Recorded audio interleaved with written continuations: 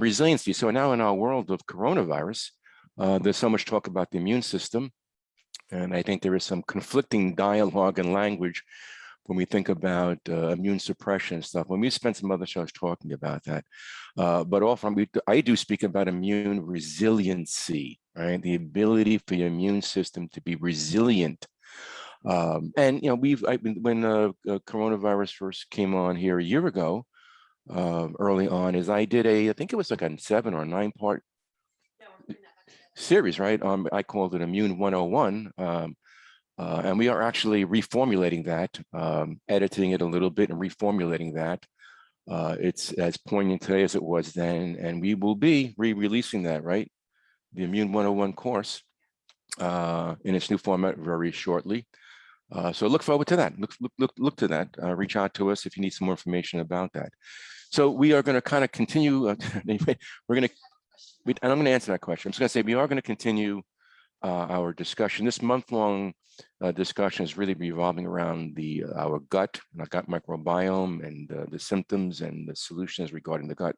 But before we get to that, right, there was a question again that we're going to address. A couple of weeks ago, you mentioned the virus, that it penetrates through the lungs and the gut. Can you just point out why the gut, why the lungs? Yeah, so good. I mean, again, this show is for you. So I don't have an agenda. I am trying to present every week, based upon the questions that you have. And so, yeah, let's just address that. So if you didn't hear, the question is, a few weeks ago, I spoke about the spike proteins and how it enters the cell and why so much the gut and the lungs and why the gut's involved with the coronavirus. Yeah, I think what I want to do is I'm going to share the screen. Can I do that? Yeah, let me share the screen. Yeah, to share the screen. All right.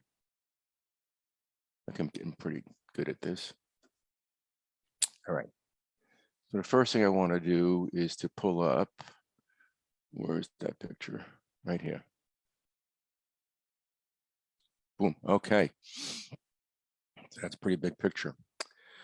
So this is a picture. What you're seeing here real clearly is this is the image of the virus itself.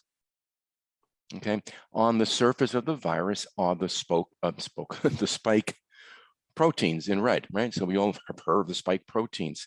These are proteins.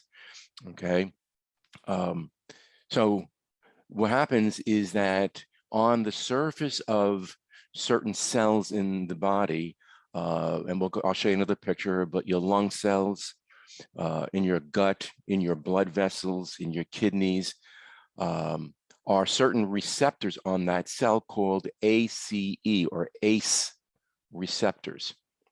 Okay, and the spike protein uses that receptor as its attachment point to the human cell. It's like a boat docking. It's like a lock and key, right? So these spike proteins are very specific to this receptor. And these receptors are abundant on various types of tissues. Again, I'll show you a picture, but the lungs and the gut and the kidneys and your blood vessels, okay? So they become entry points. So what happens is that the spike protein, okay, has an affinity, it locks onto the receptor, like a boat docking, and then the virus uses that as its entry point to get inside the human cell. Okay, so what you're looking at here in this diagram, when we're talking about antibodies. Okay, so I'm going to stay on the subject for a little bit because again, it keeps coming up and up and up, and people are asking about it. So I think let's just spend some time on it. Okay, I think it's worthwhile. This picture is a good picture. I've often heard an argument that how can the immune system respond or react to a virus if a virus is considered to not be living, right? So a virus is not considered to be a living entity because it does not reproduce. Like bacteria reproduce, but viruses don't reproduce, they replicate, okay? And how do they replicate, right? Well, they get inside your cell and they literally hijack your genes, right? And they use that to replicate themselves thousandfold, okay? But on the surface of the non-living virus are proteins. Now, your immune system sees proteins. Your immune system reacts to proteins. Okay, and that's good and that's bad, right? In the sense of autoimmunity, your immune system may be reacting to your own body proteins, your own self proteins, like your thyroid gland, for example. Okay, but so what it really is, it's reacting to these spike proteins. Okay. So what you see here is that when we produce antibodies, okay, whether we get the infection and post-infection we recover, and now we've manufactured at some point these specific types of antibodies called IgG antibodies. Those are the antibodies that has a memory of the antigen, or whether we've chosen to get the vaccination, and the vaccination, again, from the diagram, okay, is intended to produce antibodies that are specific to the spike protein. That's what it is. These antibodies that are being produced are antibodies that are specific in the spike protein alone. Okay, and so what happens is that when we have an accumulation of these spike proteins, okay, again, whether we've gotten them from being infected and recovered, or we're getting them from the initiation of the vaccine, right? These antibodies now accumulate, because you have to, let me back up. You see, like when you get an infection, okay, you don't have these antibodies sitting around. These are helper cells. So you have an innate system that responds to an invading infection. This virus has a unique ability to evade that innate system, so it gets a real good jump start, right? And it takes a while before these antibodies can see it and start being manufactured and produced. So what happens is very often is that the virus itself is already getting inside a lot of cells and replicating way before the body has the capability of getting the antibodies to do anything, right? So if we can get these antibodies before we get the virus getting inside your cell, we have a jump start, right? So these antibodies that are being produced, again, specific to these specific proteins, right? So when the virus comes in, the entry point, right, is we have an abundance of antibodies that are already sitting around, and they lock onto these proteins, spike protein receptors, and they block them. They block them from attaching to these ACE or ACE receptors on your cell. That's what they're doing, right? So it mitigates, right? It lessens the ability for the virus to get inside your cell. That's what we want. Now, the argument, whether you're going to do that naturally through getting the infection and recovering from the infection versus getting the vaccination to accomplish this, right? Now, I don't have a diagram here, but I'm going to repeat this again, okay? But again, we talk about risks and rewards. So these antibodies are being produced or manufactured in very specific immune cells called plasma cells. They're abundant in your lymph nodes, okay? That's why you see your lymph nodes kind of get swollen when you get sick, right? Your immune system is active in making antibodies against the antigen, the bacteria, whatever, right? So these plasma cells are manufacturing these antibodies. So what's in the peer-reviewed journals, what a lot of the studies are showing us at this point is that there is a difference in the location of these antibody production in the plasma cells from getting the infection versus getting the vaccine. That's a distinct difference, right? So when plasma cells have inside of it called a germinal center. The image I use with people is an egg and the yolk. The yolk is let's call it the germinal center, and that's where antibodies are normally produced.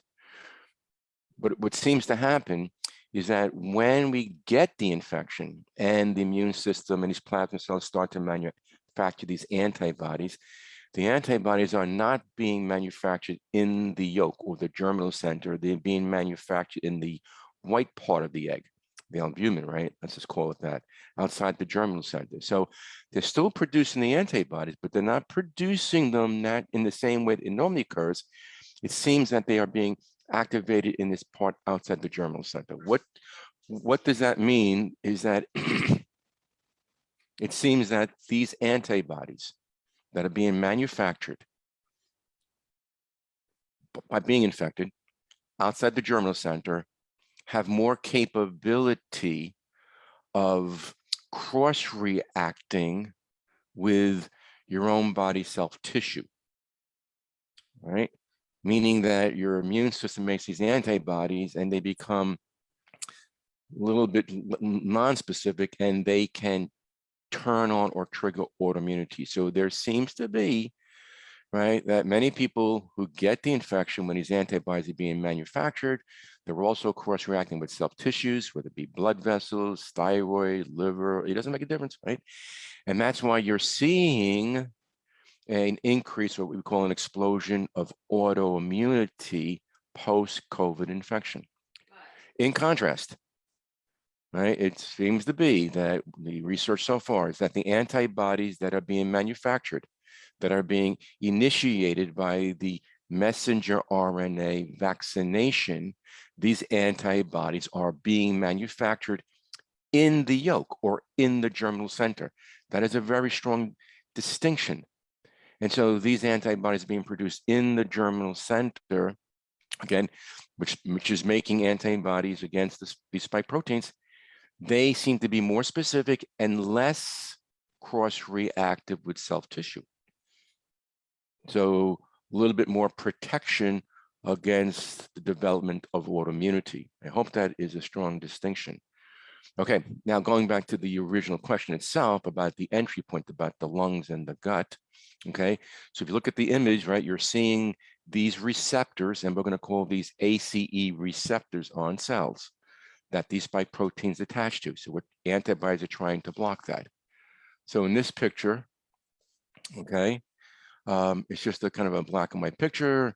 It comes from an article that we were reading, COVID-19 and cardiovascular disease, thrombosis, strokes, angiotensin receptors, which is the ACE receptors.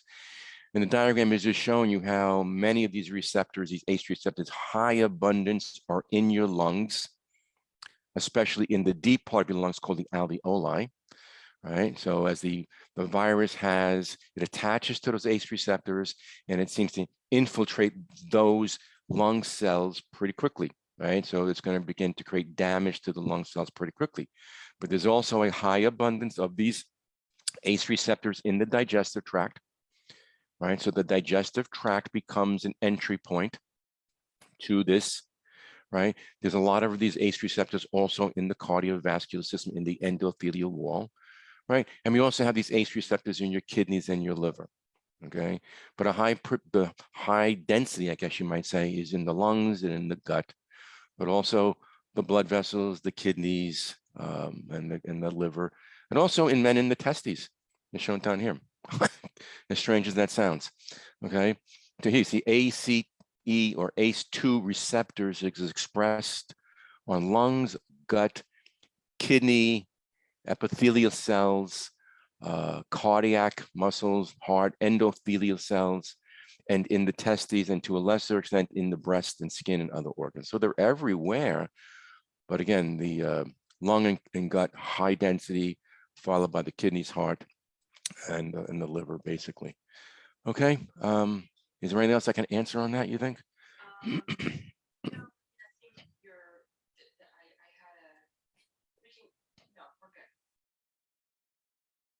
Yeah, and just one more thing on that, just because just to help people a little bit with the idea of blood pressure and all that stuff, because what these these receptors are for an enzyme, right? Which is what the ACE2 is called the angiotensin 2 enzyme, and what happens is that right, you have angiotensin 1 is called an angiotensin 2. So your blood vessels, contract and relax and contract, relax, and that helps to regulate blood pressure, right? We need a certain amount of blood pressure, right, to get oxygen and nutrients up against gravity to our brains, right? We got to move it around against gravity. So we need pressure to do that. This is why if people have low blood pressure, that's not a good thing, right? Low blood pressures, we can't get oxygen to the brain. We can't get nutrients and minerals to our cells in our brain and elsewhere, right? And that's not a good, healthy thing. Like an issue, like people sometimes they stand up quickly and they get lightheaded, right? Because you can't get the pressure, get oxygen to the brain, and we get lightheaded. Versus, right? Versus the constriction and tightness of blood vessels, which is high blood pressure. In the same fashion, if the blood pressure, if your vessels are really, really tight, right, you're putting a lot of pressure against those artery walls, which is damaging the artery walls in an attempt, and it's a struggle to get the oxygen to the brain. So both scenarios are not really good, right?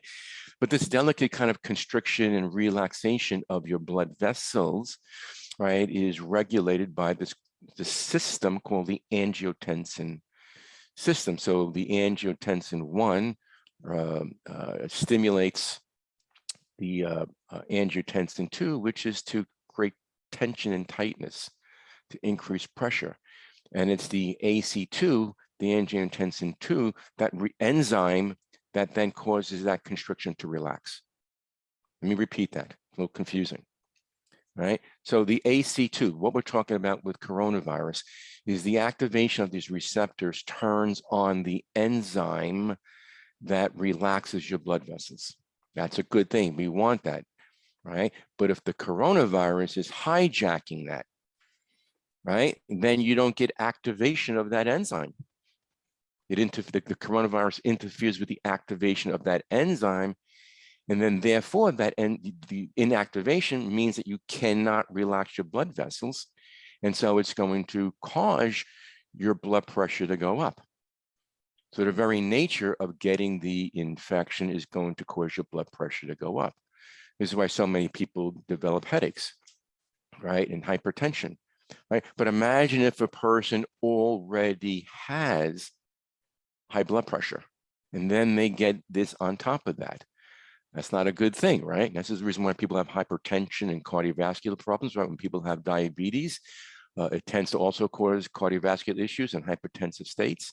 Right. And we're not even talking about genetics here. We're just talking about just the physiology of our lifestyle choices.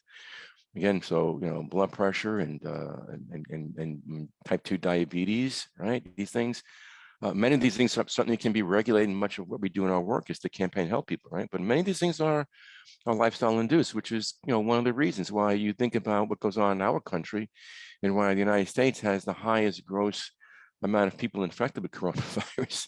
It just kind of, again, points into our whole healthcare system, in my opinion, about, that the healthcare system, if you want to call it that, I always refer to it as a sick care system, how it is really failing people, right? Because really the turnaround, the pivot point here, the new paradigm shift, right, is that how do we really get people educated and motivated and encouraged to start taking responsibility, to start making lifestyle choices, to even work with our genes, to make our genes work more effectively for us so that we can begin to lower these comorbidities, right? It's just that, the United States of America has the highest percentage of obesity in the world. And that's why we have higher percentages of, not just because of obesity, but we have probably the highest percentages of type 2 diabetes and cardiovascular risk and hypertension, right?